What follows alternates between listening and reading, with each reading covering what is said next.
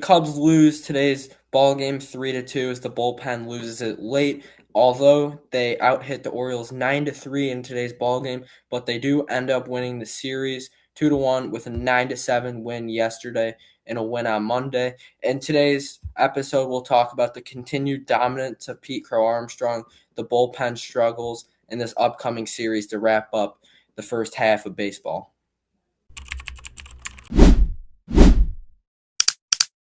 Hello, folks, and welcome to another episode of the Cubs Line Podcast. I'm Ryan Dunleavy. And I'm Ron Zielinski. And today the Cubs dropped today's ball game 3-2. Although they did win the series, a little bit of a sloppy series, but they got it done. The bats were good overall, but the bullpen was the big struggle this series in Baltimore. Rob, what were your takeaways from today's game in this series? Today was rough. I mean, you out hit them. A lot of chances. Like especially, you can't overslide a base when you're trying to steal as the tying run. In the ninth inning. But you got the series dub, which is the most important thing. Pretty sloppy yesterday too. Almost blew that one, but they didn't. They got the job done. They did win the series. All in all, a pretty solid series, I'll say. Yeah, the only bad thing is I believe they're going to be 7 games back in the division as the Brewers are about to win. So today's win would have been huge to stay even with them, but it's not looking too good for the division. If I'm going to be completely honest, you're probably going to be a wild card team. As good as the Cubs are, the Brewers are just better, and they don't lose ball games. Like genuine, they do not lose games. They always come. Yeah. But we'll talk about yesterday's game as we weren't able to talk about that. The Cubs did win the game, but they almost blew it. They won 9-7. Colin Ray got the win on the mound. Pretty solid start from Colin Ray. You said give up 3 or 4 runs. It's exactly what he did. So we'll do a little recap of the game yesterday.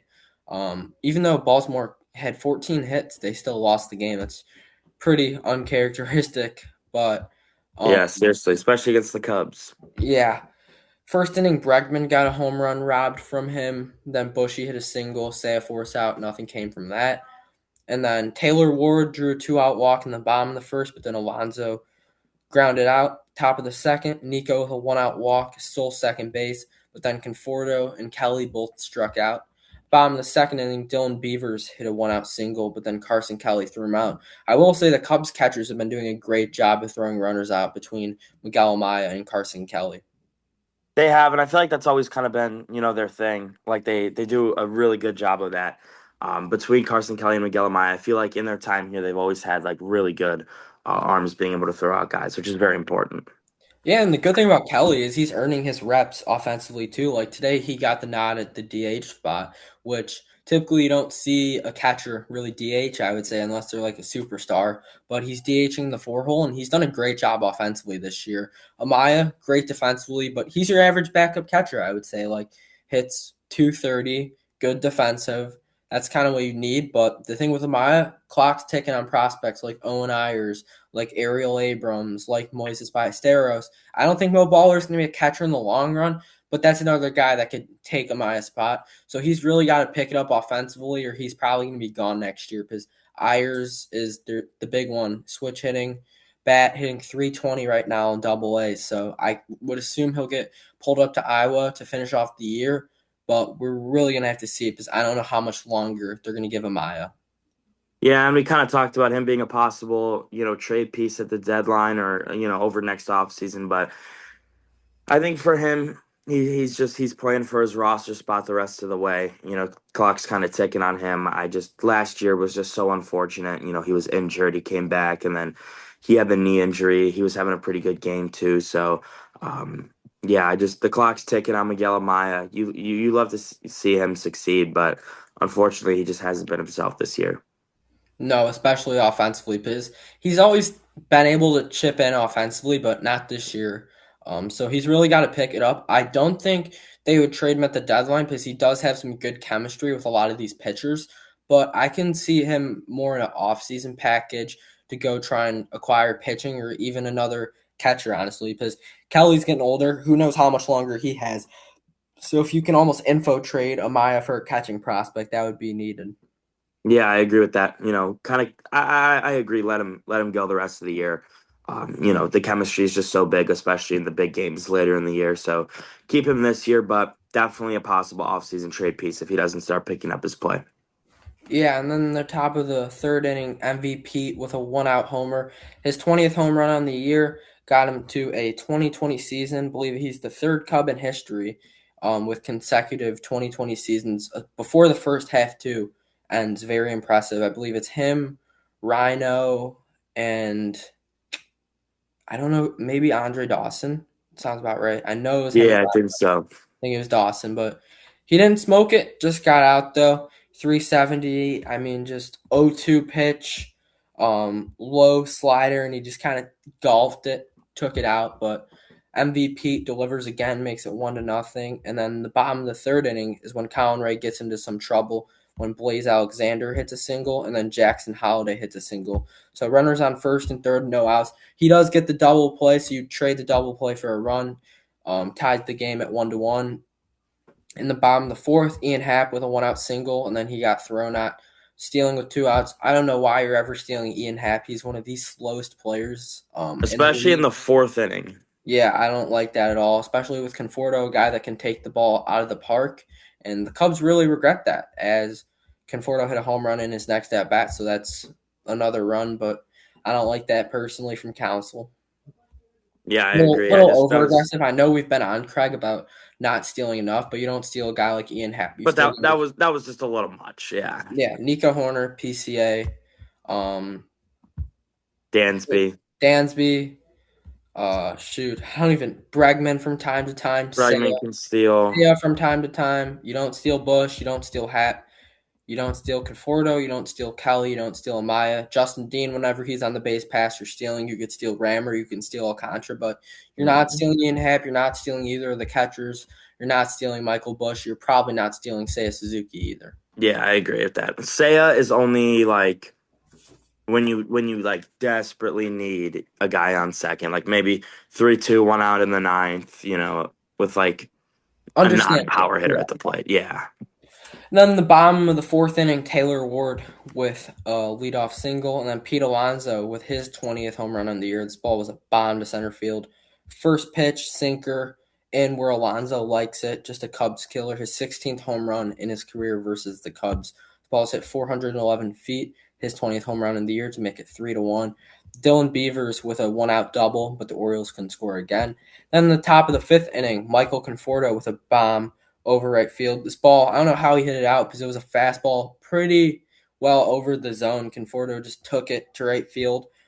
This is Conforto's eighth home run on the year, and I feel like he's exceeded everyone's expectations, honestly. I know he's only hitting 248, 8 home runs, but he's been very serviceable for this team. He's a great pinch hitter, and I really think Michael Conforto has been a great addition to this team. And as much as we hated on him at the beginning of the year, I really like what I've seen from Michael Conforto. He's put up some really solid at bats, and he's been very serviceable. I'm not saying you bring him back next year, but he's been a great player for the 2026 Chicago Cubs.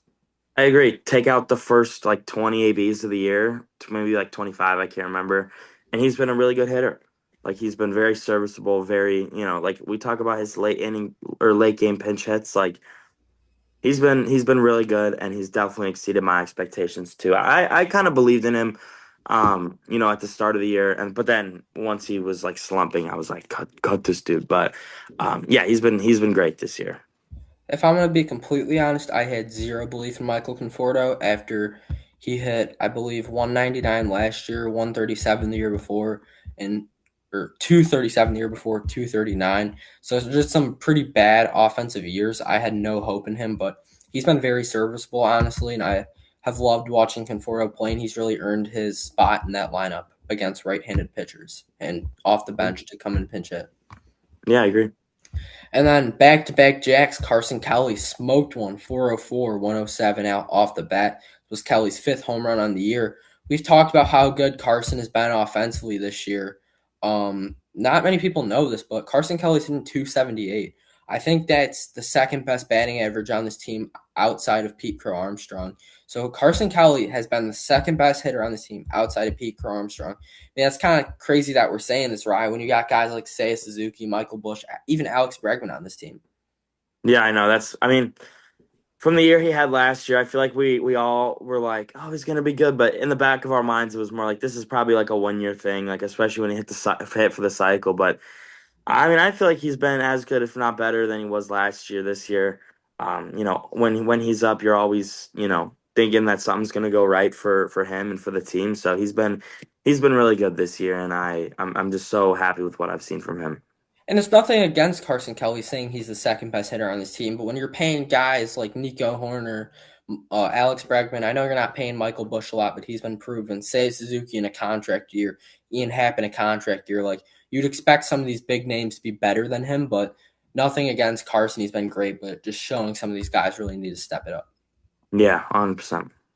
And then right after that, Dansby with the ground out and Pete with another home run. I don't know how he hit it this far because this was an outside slider. Like this was dotted in the zone.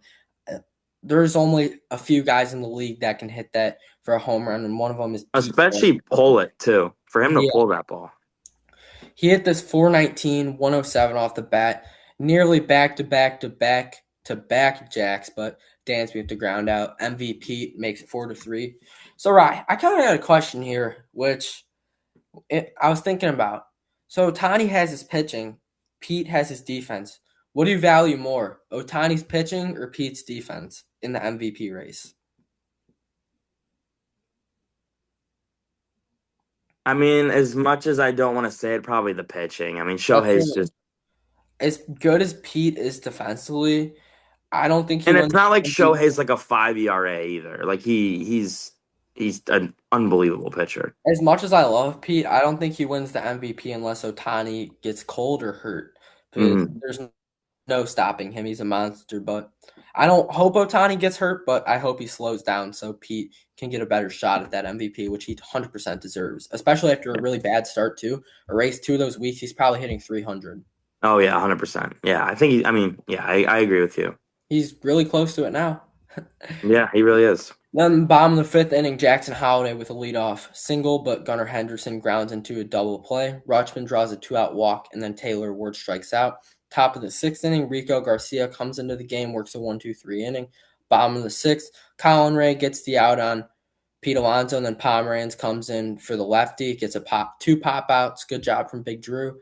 Top of the seventh inning, Kelly works a 1-out walk, Dansby with a 1-out single, and then Wolfram comes in. Pete works a walk, really nice at bat, works it to 3-2, and then 7 pitch walk. Love to see it from Pete. It was a 1-2 count, and then he worked 3 balls. Love to see that lefty lefty, great at bat. And then Bregman, I know you're expecting more, but he does a job. A sac fly is a sac fly. It's a big insurance run. A 1-run game and a 2-run game is a completely different ball game. So a really nice job from Alex there to get the run in, makes it 5-3. Michael Bush walks, and then Dansby scores on a wild pitch. Nice job, heads up baseball from Dansby there, makes it 6-3. And then shortly after that, Seiya Suzuki clobbers a home run, 401 feet, 101 off the bat, makes it a 9-3 game. I don't know, Rye. Seiya's starting to get hot as of late. 2 home runs. He hit one yesterday and he hit one today. If Seiya Suzuki gets hot, the league better watch out, especially going 3 for 4 today. Yeah, I agree with that. And for him, I mean, I feel like he's always been a guy who's up and down and up and down and up and down. And it seems like, he was very cold at the start of the year, but I do think that he's starting to trend in the right direction and start to potentially become, the Seiya Suzuki that we all know and love. Yeah, and something I didn't really realize, minus his kind of cold start, coming back from that injury, he's hitting 310 in his last 30 games, surprisingly enough. So, Doesn't seem like that, but no, it stats are doesn't at all. stats. Yeah, I really hope the Cubs bring back Seiya Suzuki as a DH. He was a lot better last year, if I'm being honest, as a DH, just primarily focusing on his hitting. But 10 out of 10 times, I want Seiya Suzuki over Ian Happ. Has your mind changed on that? Because you've been a big Happ guy, but Ian's hitting Oh, like my mind's made. 210. It's Seiya Suzuki. I've watched Hap. I mean, I always said he has a better glove. He has a way better glove, and he's still a pretty solid hitter. I mean, we've seen Ian Happ this year in the field. He's not, not Same. his Gold Glove self anymore. And remember St. Louis? He let that ball drop, and then his hitting has just not been, where it needs to be. So I'm all in on Seiya. So am I. Seiya's younger, and I'm not saying you have to sign him on a 5 year deal, but a 3 to 4 year deal is fine. Give him the money he wants. Because I'm a really big Seiya Suzuki guy. I've always had a soft spot for him. I met him the first day he was in from the USA. I saw his first spring training game, got a picture with him and an autograph the first day that he was in the USA when I was down at spring training in Arizona. So I've always had a soft spot for Seiya Suzuki. So I do really hope that they bring him back. No offense to Ian Happ. Like, thank you for everything you've done the past over 10 years in the organization, but I think say 100%. Yeah, I agree with you. Made a 9-3 game, but then there's when things get a little wonky. Big Drew gave up a home run to Tyler O'Neill. His power's unreal. Surprisingly enough, that's his fourth home run on the year. He's jacked. I felt like all he did with the Red Sox is just hit bombs, but I agree. Yeah, he's had a rough year. He's been a Cubs killer ever since he was a Cardinal, 9-4. And then Holiday hit a single with one out. Rutschman hit a 2 out single. Trent Thornton came in the game. Taylor Ward smoked a single into the gap. Henderson scored. Rutschman got to third, made it 9-5. And then Conforto got on in the air. Cubs couldn't do anything from there. And then bottom of the eighth inning, Thielbar came in. He gave up a bomb to Kobe Mayo as Mayo pinch hit. His ball was hit 420 feet, 113 off the bat. I feel like Caleb's been struggling as of late. I don't know about you. He hasn't been the same Caleb Thielbar that we saw last year. He's 2-2 with a 4.44 ERA. Last season, he finished the year out with a 2.64, but he's kind of came back down to earth because with Minnesota before coming to the Cubs, he had a 5.32 ERA. He had a great year last year, but Thielbar's been struggling a lot as of late, especially with yeah, the long ball. yeah. I agree. We haven't just seen his command like it was last year, and yeah, he's just not been himself, or just not been his last year self. Yeah, and I don't know how much I'm trusting him in high leverage situations, if I'm being completely honest, because I haven't seen it from him. Yeah, I agree. I don't trust him honestly. But under the same breath, I don't trust anyone in high leverage situations, if I'm being completely Yeah, honest. let's be I so would honest. I say mean, Jacob yeah, Webb, Jacob Webb, Trent Thornton, maybe Rawlson, maybe not. Outside of that, I don't trust anyone else. yeah, I agree. It's very slim pickings in the bullpen with guys you can put in high leverage situations. Yeah, and then Thielbar gave up another home run to Tyler O'Neill, smoked it 433 feet, made a 2 run ball game 9-7. But then he got a strikeout, gave up a double to Jackson Holiday, and if Dansby Swanson didn't make this play, there's a 1 run ball game with a fast runner on first base. Makes an unreal catch, diving up the middle. I don't know how he did it. What a catch by Dansby Swanson. That's a 9-8 game with a fast runner on first. Probably swipes a bag. And then you got the tying run on second base, but Dansby makes a huge play here, and that's why he's so valuable in the field, honestly. Yeah, I mean, Mr. Gold Glover, we're starting to see it. Yeah. And then Pete strikes out, Bregman grounds out, Michael Bush grounds out, and then bottom of the ninth, Jacob Webb comes in, works 3 groundouts, gets the save, wins the ball game. Cubs win this 9-4. I thought it was a really nice outing from Jacob Webb, but outside of him, Thornton gave up the hit, but he also came in with the bases loaded. So you can't really harp on him too much. He did get the out after that, limited the damage. Drew gave up 2 runs, but he was pretty solid, I would say. Thielbar struggled, and then Jacob Webb was pretty solid. What were your thoughts on the bullpen overall? Before that, Colin Ray, good start. We asked around 5 to 6 innings, a 3 run ball. It's exactly what he Exactly. gave you. That's what you need from Colin Ray. But what were your kind of thoughts on the bullpen yesterday? I mean, you had enough runs to have a cushion, but you don't like to see being up 9-3 and then it goes to 9-7. So they had a long enough cushion to get away with it, but I thought they were just meh. Yeah, I wasn't a big fan of the bullpen.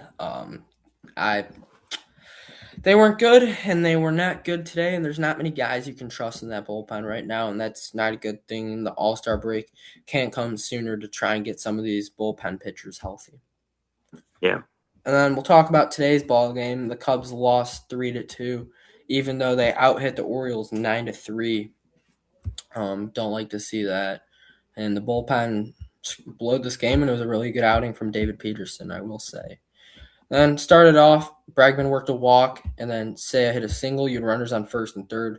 One thing you can't do is strike out in this spot or hit into a double play. It's exactly what Carson Kelly does. Strikes out on a 7 pitch at bat. At that point, all you got to do, sac fly, single, just not a strikeout or a double play, strikes out. Then Bushy smoked this ball. It was a good ball, 99 miles an hour off the bat. But O'Neill makes a good play on it, 3 outs. Bottom of the first, Ward hits a 1 out single, but Peterson gets out of it. Top of the second, Cubs go down 1-2-3. Bottom of the second, Tyler O'Neill with his third home run in 2 days against the Cubs. This ball wasn't hit as well, just got out, uh, but makes it 1-0. Home run's a home run, barely got out though. And then Peterson gets the next 3 outs. Top of the third, Pete walks, and then Bregman grounds into a double play. Personally, I would have liked to see Pete steal, especially 0-2. I would have liked to steal here. I would have assumed they would have thrown something in the dirt to Bregman, trying to get him chase. Then you get Pete on second, but they threw a fastball right down the middle. Bregman is two fastballs right down the middle in this at bat. Grounds into a double play. Excuse me. Bottom of the third inning, Peterson walked two guys, Rutschman and Ward, but then he grounds. Then Gunnar Henderson grounds into a double play. It's a great job by David Peterson to get out of that. Top of the fourth, Michael Bush hit a 1 out single, and then Nico hit a double into the gap. The Orioles literally had a perfect relay here. Got Bush out by maybe 2 steps at home, but that's a huge out. That was a really good relay by the Orioles. I do like that send from Quentin Berry. I'm not complaining. If that throw is anywhere else, or if it's any other If relay, if he's the relay isn't perfect, it's 1-1. yeah, that's a good send from Quentin Berry. I'm not Yeah. complaining about that. I know Yeah. he's had some bad sends, but bottom of the fourth, Pete Alonso with the leadoff walk, but then three straight outs for Peterson. Top of the fifth, Dansby with a 1 out single, steals second. Amaya smokes a ball into the gap, but Tavares makes a really nice play that probably was a hit, maybe 7 out of 10 times, but Tavares made a nice play, and then Pete pops out as he was frustrated with himself after this. Bottom of the fifth, Peterson with a 2 out walk to Rutschman, but gets out of it. Top of the sixth inning, Seiya Suzuki 1 out home run. Roger serves him up a changeup right down the middle, and Sam makes no mistake hitting this ball 432 feet, 111 off the bat. His 15th home run on the year makes it 1-1. Huge home run for Sam Suzuki. Bottom the sixth, Gavin Howell comes in, gets a fly out from Gunnar Henderson, walks Pete Alonso, strikes out Tyler O'Neill. Jackson Holiday walks. Howell throws a wild pitch. He gets out of it. Samuel Basallo flies out. I don't know about you. I'm a big Gavin Hollowell guy. If he can locate and find the zone, he's really solid. I went to the San Diego game one in the series. He was really good. Got a strikeout against Machado and Tatis back to back. I really like Gavin Howell, and I think if he can figure his stuff out, he can be a high leverage guy for this team. I agree. I feel like he's always been had his highs, has had his lows, in the time with the Cubs. And you were right. Like when he's on point, he's really unstoppable. He struck out Machado. So I'm not gonna hate on him, kind of put in a position here where we got just a bunch of, 60 overalls in MLB The Show, to put in that perspective in the bullpen. So he's stepping up and he's doing his job. Yeah, since getting called up that Monday against San Diego, Howell's pitched 3.2 innings and has not given up a hit yet since getting called up. He's walked 3 guys and worked 3 strikeouts.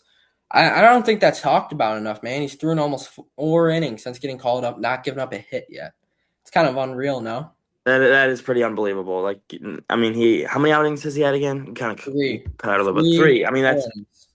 that's still pretty solid. Obviously it's not a ton of innings, but to go 3 innings, I mean, he's not looked at as a guy who's a lockdown reliever. So for him to be able to do that, that's huge. Yeah, I like Howell, and I think he can figure it out. And then Ian Happ hit a 1 out single, but then Dansby and Amaya both flew out. Bottom the seventh, Howell got the initial out, and then they went to Caleb Thielbar for 2 lefties. Got 2 outs. Good job from Caleb. Need more of that. Top of the eighth inning, Pete with a leadoff double down the line. Then Bregman flies out, and then Seiya hits a double. Love to see it. Makes it 2-1. How big was that knock from Seiya Suzuki? In the top of the eighth inning, 1-run ball game takes the lead.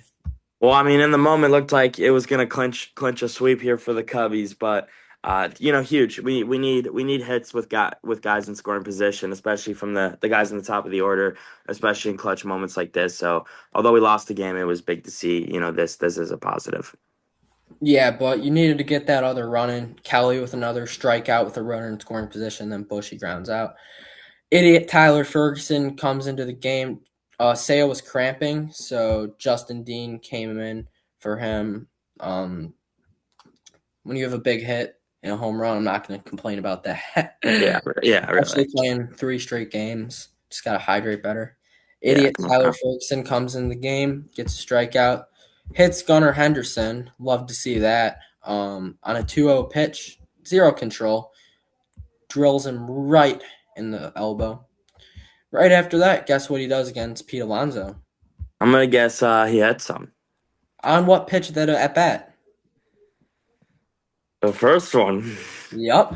Drills two guys right in a row. And that is my signal. Get him out of the game and DFA him By the way, the next day. back to back pitches. He's gonna hit Gunnar Henderson and Pete Alonso. I think that books him a flight back to wherever home he is, not in the Cub uniform anymore. Better hope not. I almost blew the Cardinals game too. Served up a slider right down the middle to Jordan Walker. See a ball. Yeah, About to get swept, but the offense came through. Rollison comes in a bad spot, but gives one up. Kind of want to see where this pitch was. Fastball, low, down the middle. Good hitter's going to hit a double, and that's exactly what Jackson does. Amaya kind of missed the tag on this one. 3-2 ball game. Yeah, I mean, you got to tag him. yeah, Then walks Holloway, but Rawlson gets out of it. I'm not going to blame him too much. Then Nico gets on initially, smoked the ball. It was labeled in the air. I would give it a hit, but it is what it is. And then on the 2-0 pitch, Nico steals, gets thrown out. He came off of the base. He would have been safe if he stayed on the base. Just the little things like that. Then Ian Happ hits a single, so then you have runners on first and second if Nico doesn't steal there. But I do see what Council is doing. I'm not going to get too on him about that because we've been yeah. This complaining is a about this that. is a good this is a good call here. You can't get thrown Yeah. out. Then Dansby grounded into a force out. Should have been a double play. Holloway kind of messed up the throw. Conforto comes in to pinch hit, lines out, smokes the ball just right to Ward. And that's the ball game, 3-2. Although the Cubs did win the series, would have loved to sweep this one, especially now going down a game on the Brewers. Seiya Suzuki was 3 for 4 in this one. Ian Happ 2 for 4. I mean, Ian Happ's hitting 220. That's terrible. I not talked about enough. Yeah, he's been bad. Really bad. David Peterson, good start though. You like to see that. 5 innings, 2 hits, 1 run, 4 walks, which you don't like to see, but good outing from David Peterson. Nice bounce back. I like to see that.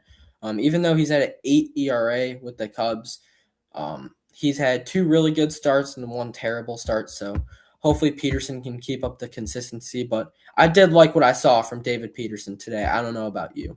I agree. His stuff was nice. Really good bounce back outing, especially because we saw what happened against St. Louis. I mean, he was really good against Milwaukee, really terrible against St. Louis. And now he has another really good start today. So hopefully the good can outweigh the bad. Hope so. And then Hallowell was good. Thielbar was good today. Nice bounce back. 2 big outs. And then Ferguson blows the game. Rawlson, not going to complain too much on that. Yeah. But hopefully Tyler Ferguson doesn't have to pitch in a Cubs jersey again because Jesus Christ. Yeah, seriously. Hope so. Yeah. Um, but yeah, we'll take a look at last series of the first half for this Cubs team. They head to Cincinnati for a 3-game series. Game one, 6:10 first pitch tomorrow. On the bump for the Cubbies is Shota Imanaga, who's 5-7 with a 4.28 ERA.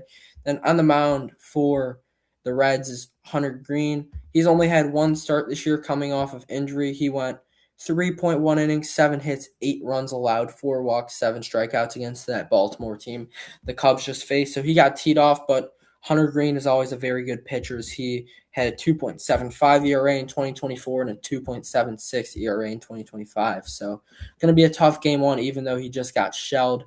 Shota needs a good outing. Tough pitcher's ballpark, so gotta limit the home runs if you're Shota. That's gonna be the big issue tomorrow. And then game two of the series, another 6:10 first pitch on the mound for the Cubs is Javier Assad, who is 6-1 with a 4.15 ERA. On the mound for the Reds is Nick Lodolo, who is 3-2 with the 4.68 ERA. So you're seeing a righty game one, a lefty game two. And then on Sunday, um, last game of the first half, 1:30 start. On the bump for the Cubs is Matt Boyd, who's 4-1 with a 4.31 ERA. On the mound for Cincinnati is Andrew Abbott, who is 5-5 with a 3.92 ERA. Saturday is the draft. Sunday is the futures game. Monday is the home run derby. Tuesday is the All Star game. Wednesday break. Tuesday break, and then Friday you got the second half. Little podcast update. We'll be doing shows throughout the weekend. Should be Friday, Saturday, Sunday. A little bit of draft preview tomorrow. We'll cover the game as well. Saturday, we'll cover the draft. Some of the guys the Cubs got in the first, second round, and then game. And then Sunday, we'll cover the middle rounds of the draft, little recap of the game. And then Monday, we'll be doing a show talking about first half grades for every player on the Chicago Cubs team and kind of what you got to see in the second half. Tuesday, Wednesday will not be any shows. You can enjoy the home run derby and the All Star game. Thursday, we'll be back at it with a show kind of talking about the All Star Oh, game, the home run derby, and we're going to be talking about second half schedule and expectations for this team. And then Friday, we're back into it with a bet show, Cubs game one against the Twins. So that's a little update of the shows you will see over All Star break. But Rye, what do you need to see from the Cubs to finish off this first half strong? I mean, I feel like I say it every time. Shota's got to be serviceable. I feel like we're going to need a pretty good outing from him. Um, do your job with guys in scoring position. If there's a guy on second with less than two outs, he needs to score. He needs to come around. Um, yeah, I mean, just do your job. The Reds are a very beatable team. They always give you, a run for your money, but whether they're good or they're bad. But I think this is a very, you know, good chance here to get into the break with a lot of momentum. Yeah, Cincinnati's always a dogfight, so it's going to be a tough series. I know their record doesn't show it, but they are a very tough team. So Cubs are going to need a good series here. You're going to need good performances from your guys. You're going to need some slugs. This is a hitter-friendly park, so use the long ball in your favor. You're facing three good pitchers, so just got to get them out of the game early and get to that Reds bullpen. Now we'll take a look around the MLB. Red Sox beat the White Sox 2-1. Patrick Sandoval first start coming back from Tommy John as the Red Sox sweep the White Sox on the south side. Angels and Rangers tied 3-3 right now heading into the bottom of the ninth inning. The D-backs are leading the Padres 2-1. Geraldo Perdomo with an RBI single. The Giants are beating the Rockies 3-2. Bryce Eldridge with a home run in that one. The Braves beat the Pirates 10-5. Mike Yastrzemski with a grand slam in that one. The Mets beat the Royals 7-3. Sean Manaea with the solid start in that one, and the Mets put up a 5-run fifth inning. The Yankees beat the Rays 12-4. Benton Rice with two home runs in that win. Ryan Yarbrough with a good start. Drew Rasmussen got teed off 6 runs in the third inning. The Guardians beat the Twins 5-2. Gavin Williams struck out 11. Excuse me. Sorry about that one. Tigers beat the Athletics 4-1. Framber Valdez with a solid start in that one.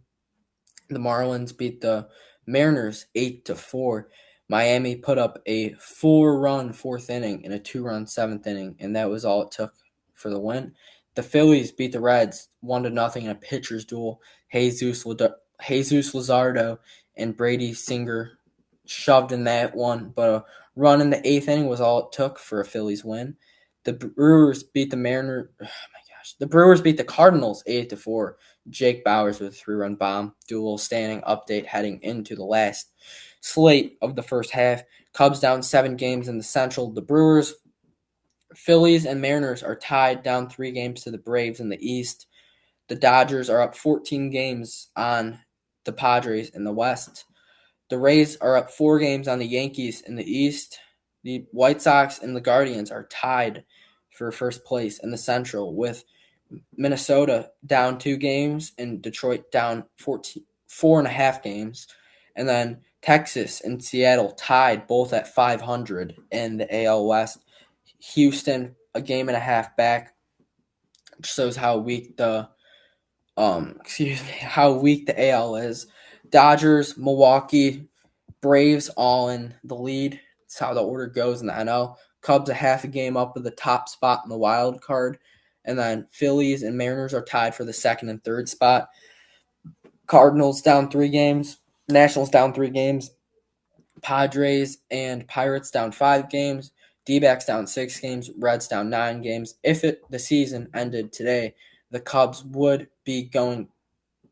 uh Cubs would be hosting Philly at Wrigley Field, and Atlanta would be hosting Miami in round one. I would not want to play Philly in the playoffs if I was the Chicago Cubs. Game one, you have to face probably Chris Sanchez. Game two, you have to face Zach Wheeler.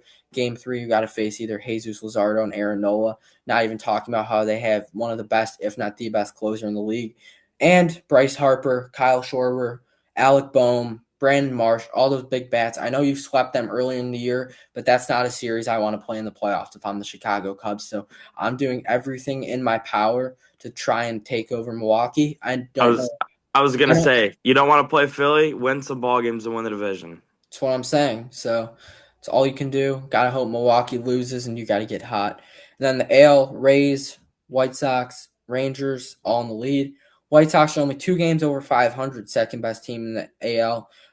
Rangers are sitting at 500, but in a wild card or leader spot. And then Yankees 4.5 games up in a wild card. Guardians a game up in the wild card, and then Seattle has the last spot. Minnesota's a game back. Houston's a half a game back. Toronto and Boston are both 2.5 games back. Detroit's 3.5 games back. Baltimore's 4 games back, and the A's are 5.5 games back. Ryan, we'll play MLB Pickle. Who do you want to go with today? Let's go Dansby. Dansby Swanson. Big play in yesterday's game. Um, righty from the USA, not in the NL. So let's go AL East, righty. From the USA. Ooh, I'm gonna go Spencer Argaretti, starting pitcher for the Astros. All right, in the AL West, righty from the USA. All right, Mariners, righty, USA. Um, Let's go I'm with gonna go Julio Rodriguez. I know he's not from the USA, but see if we can get the team down. Not the Mariners. Is a George center Springer. fielder. It's a center fielder though. Who's the All Blue right. Jays center fielder? Ooh, you want to go Springer? Just see if we get the team. Wait, I did don't. you say it's not the East? Oh, it's the AL West. Oh, I thought you said it was the AL No, East. it's That's my bad. AL West center fielder. That's my bad. I thought you said No, you're the good. East. All Okay. right, athletic center fielder. I'm gonna go Lawrence Butler. I know he's a lefty. Just see if we get the team. Not the A's. All right, Rangers or let's go Rangers. I'm gonna go Josh Young. See if we get the team. Not the Rangers. So we're missing a team. We're missing the Angels, right? Yeah, Angels center fielder. Um, oh boy, I wonder who that is. And Mike Trout is your MLB Pickle player of the day. So now we'll play some Immaculate Grid. All right. Padres and Nationals. I'm just gonna go Juan Soto, try and get this done. Yeah, I don't know if James Wood or Abrams, any of them played an actual game with the Padres. All right, Marlins and Nationals. We'll skip that. That's tough. 100 RBI season, Nats. Bryce Harper. Yeah, Phillies and Padres. Skip that. Phillies. These are some divisional ones. Tough. All right, yeah, Atlanta. I don't know. I want to see who the most common answer because I feel like division ones are tough. No, don't yeah. see I a lot feel of yeah. guys play cross division. All right, we'll look at the top answers. Andre Dawson for Marlins and Nationals. John Kirk for Padres and Phillies. JT Realmuto for Marlins and Phillies. Ryan Howard for Phillies 100 RBI season. Greg Maddux for Padres in Atlanta, Marcell Ozuna for Marlins in Atlanta, Chipper Jones for Atlanta, 100 RBI season. Felt like we had a tough one today, but we did Yeah. get the MLB Pickle Player of the Day. Thank you guys for tuning in to today's episode. Expect a episode tomorrow. If you want to hear some draft talk and a game update, make sure to tune in. Thank you guys for tuning in to today's episode. Signing off, Ryan Dunleavy. Ryan Zonsky. See you guys next episode.